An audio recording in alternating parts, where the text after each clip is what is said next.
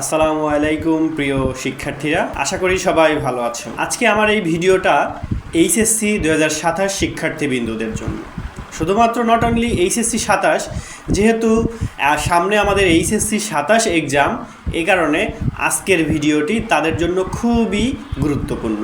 কারণ মাত্র 310 টাকায় যারা এখনো আমাদের এইচএসসি 27 টার্গেটে প্লাস কোর্সে যুক্ত হওনি, খুবই দ্রুত করো, কারণ আমাদের কোর্সে যুক্ত হলেই পেয়ে যাচ্ছ সকল সাবজেক্টের সাজেশন সকল গ্রুপের পিডিএফ আকারে, বিগত বছরগুলোর বোর্ড এমসিকিউ উত্তর সহ পিডিএফ আকারে, প্রত্যেকটা সাবজেক্টের প্রত্যেকটা চ্যাপ্টারের চ্যাপ্টার ওয়াইজ অ্যানালাইসিস করা জ্ঞানমূলক অনুধাবনমূলক প্রশ্ন উত্তরের পিডিএফ, অভিজ্ঞ শিক্ষক দ্বারা তৈরিকৃত আইসিটি সাবজেক্টের দুর্দান্ত সব রেকর্ডেড ক্লাস, গ্রামার অংশে শর্টকাট টেকনিক ও দুর্দান্ত সব রেকর্ডেড ক্লাস, লিখিত অংশে শর্টকাট টেকনিক, পড়াশোনার রুটিন, এ প্লাস গাইডলাইন এবং এইচএসসি 27 পরীক্ষা পর্যন্ত ফুল সাপোর্ট থাকছে আমাদের এই 310 টাকার কোর্সে। আমাদের কোর্সে যুক্ত হতে 310 টাকা কোর্স ফি পাঠিয়ে ভিডিওতে দেওয়া নম্বরে হোয়াটসঅ্যাপে যোগাযোগ করো, সাথে তোমাকে ফেসবুক প্রাইভেট গ্রুপে যুক্ত করে নিব। তখন থেকে শুরু হবে তোমার এ প্লাস প্রস্তুতি।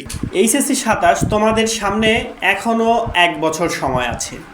এখন থেকে যদি তোমরা ভালোভাবে প্রস্তুতি নাও, তাহলে আইসিটি সাবজেক্টটা হতে পারে তোমাদের জন্য ভালো রেজাল্ট তৈরির একটি হাতিয়ার। তোমরা একটি বিষয় লক্ষ্য করেছো কি, প্রতি বছরই এইচএসসি পরীক্ষা শেষে শিক্ষার্থীরা একটি সাবজেক্ট নিয়ে খুবই দুশ্চিন্তায় থাকে। সেই সাবজেক্টটি হলো আইসিটি। কারণ তারা ভাবে আইসিটি সহজ একটি সাবজেক্ট, আইসিটি পরীক্ষার 1 মাস আগে থেকে পড়লেই হয়তো আইসিটিতে ভালো করা সম্ভব হবে। এটি একটি ভুল ধারণা। কারণ পরীক্ষার আগের 1 মাস তখন কিন্তু তোমাকে সম্পূর্ণ বই নিয়ে তোমাকে ব্যস্ত থাকতে হবে। শুধুমাত্র আইসিটি নিয়ে ব্যস্ত থাকলে তোমার হবে না। তখন তোমাকে বাংলা, ইংরেজি, আইসিটি, তোমার বিভাগীয় সাবজেক্ট সবগুলো বিষয়ের পড়া তোমাকে পড়তে হবে। তখন তুমি এক্সট্রাভাবে যখন আইসিটির পেছনে সময় দিতে যাবে, তখন কিন্তু তোমার বাকি বিষয়গুলোতে সময় দেওয়া সম্ভব হবে না। দেখো, প্রতি বছরই এই ভুলগুলো প্রত্যেক শিক্ষার্থী করে জন্য এই আইসিটিতে একটা খারাপ রেজাল্ট চলে আসে। অনেক স্টুডেন্ট ফেল করছে আইসিটিতে, শুধুমাত্র তাদের আইসিটি বিষয়ে সঠিক ধারণা এবং আইসিটিটাকে অবহেলা করার কারণে তাদের এই সমস্যাটা হচ্ছে। এইচএসসি 26 নিয়ে একটু কথা বলি। এইচএসসি 26 তারাও কিন্তু সেম ভুলটা করেছিল। তারা ভেবেছিল আইসিটি অনেক ইজি একটি সাবজেক্ট, আইসিটিতে শুধু প্রথম এবং দ্বিতীয় অধ্যায়ের থিওরি লিখলেই পাস হয়ে যাবে। এই জিনিসটা তারা ভেবে পরীক্ষার হলে গিয়েছিল। কিন্তু দেখো, আইসিটি থিওরিতে তুমি পাস করবে প্রথম এবং দ্বিতীয় অধ্যায় পড়ে, এটা কিন্তু আসলে অতটা সহজ নয়। প্রথম অধ্যায়ে আমাদের আছে biometrics, bio informatics, cryo surgery, internet of things, যেটাকে আমরা আইওটি বলি। দেখো, এইগুলো সবই কিন্তু ইঞ্জিনিয়ারিং পড়া, এইগুলো কিন্তু ইঞ্জিনিয়ারিং থিওরি তোমাকে শেখাচ্ছে। কিন্তু থিওরিটা তুমি এগুলো যদি মুখস্থ করতে চাও, মুখস্থ করলে তুমি বড় ধরনের ধরা খেতে চলছো। আমি অনেক শিক্ষার্থীকে দেখেছি 2026 সালে এইচএসসি পরীক্ষা শেষ করে এসে তারা ফেসবুকে পোস্ট করছে, আমাদের পোস্টে কমেন্ট করছে যে স্যার বা ভাইয়া, আমি তো বায়ো ইনফরমেট্রিক্স আসছে যেখানে, সেখানে আমি জেনেটিক ইঞ্জিনিয়ারিং সম্পর্কে লিখে দিয়ে চলে এসেছি, এবং যেখানে জেনেটিক ইঞ্জিনিয়ারিং লেখা দরকার ছিল সেখানে আমি বায়ো ইনফরমেট্রিক্স লিখে চলে এসেছি। এটা কি সাধারণ একটি ভুল? বা এই ভুলের মাধ্যমে তুমি কি মনে করো, তুমি কি মার্ক পাবে?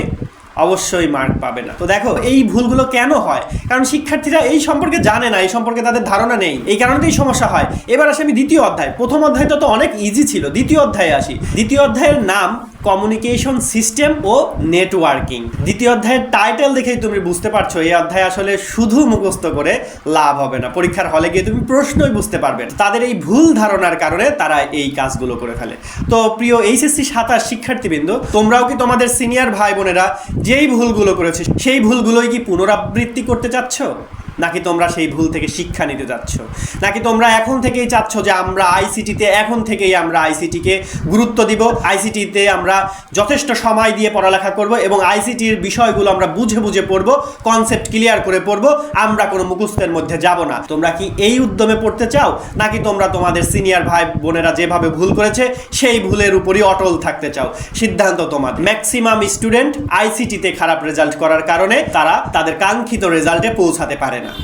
অনেক শিক্ষার্থীকে আমি দেখেছি যারা সায়েন্সে ব্যাকগ্রাউন্ড আছে, সায়েন্সের সাবজেক্টগুলো খুব ভালো পারে, কিন্তু আইসিটিতে গিয়ে তারা খারাপ রেজাল্ট করে ফেলেছে। কেন? কারণ আইসিটি পড়ার সময় তাদের ছিল না, এবং তারা ভেবেছিল পরীক্ষার আগে 1 মাস পড়লেই আমি আইসিটি কভার করতে পারবো, কিন্তু আইসিটিতে আছে 6টা অধ্যায়, এক একটি অধ্যায়ে কম হলেও 10-15টি টপিক আছে, ধরলাম আমি 10টি টপিক আছে, 6টি অধ্যায়ে 60টি টপিক।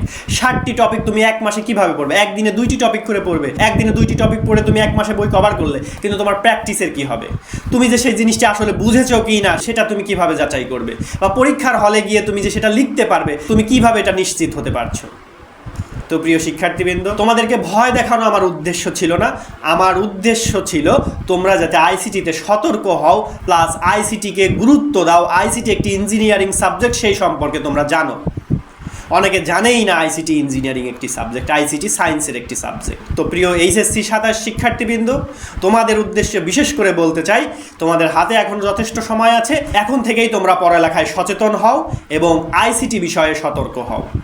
সিনিয়র ভাই বোনেরা যেই ভুলগুলো করেছে সেই ভুলগুলো থেকে তোমরা শিক্ষা নাও এবং সেই ভুলগুলো শুধরে নাও, নিজেদের ক্ষেত্রে সেই ভুলগুলো পুনরাবৃত্তি করবে না। তো প্রিয় শিক্ষার্থীবৃন্দ, আজকের মতো এখানেই আমি আমার ভিডিও শেষ করছি। আগামী ভিডিওতে আমি তোমাদেরকে বলবো আইসিটিতে ভালো রেজাল্ট করার জন্য কি কি স্টেপ তোমাদেরকে নিতে হবে। তো প্রিয় শিক্ষার্থীবৃন্দ, আজকের মতো এই পর্যন্তই। ভালো থাকবে, সুস্থ থাকবে, আমাদের জন্য দোয়া করবে। আল্লাহ হাফেজ, আসসালামু আলাইকুম।